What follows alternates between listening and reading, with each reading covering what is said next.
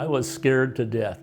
World War II veteran George Ciampa vividly recalls the day he arrived in Normandy, France on D-Day, June 6, 1944. I was so afraid to drown, and I thought, afraid to get killed because my little Italian mother, she would have died. And so, of course, that was on my mind. I can't die, I can't drown, I don't want to drown. Over the next 11 months, Ciampa and his companions from the 607th Graves Registration Company were responsible for burying the bodies of German and American soldiers. Eventually, we buried the bodies in mattress covers. And so it was a very, very tough job for me. The unit eventually gathered about 75,000 corpses and placed them in 17 temporary cemeteries in 3 countries. I had to look at these guys, and 18, 19-year-old guys.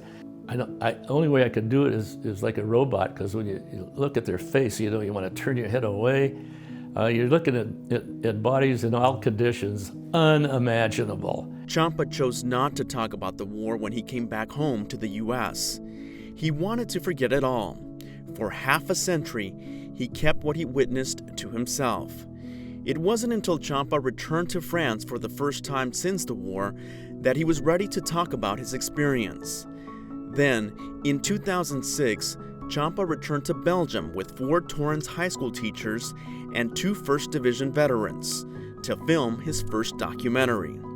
There, the teachers learned firsthand about the experiences of World War II. We're going to call this film "The Lesson is Priceless," because these teachers are going to learn a hell of a lot. And they're going to come back and tell their kids a hell of a lot.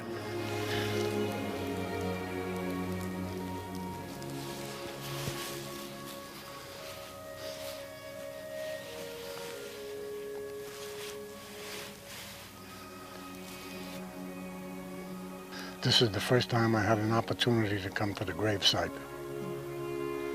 And I can tell you, it's a very, very emotional feeling.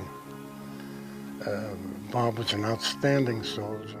Through each of his documentaries, Ciampa takes viewers through once war-torn countries of Europe as they learn the history through the eyes of veterans and people who lived during that time. Let the vets tell their story, and let the citizens there tell their stories, and let the teachers hear the stories, take it back to the classroom.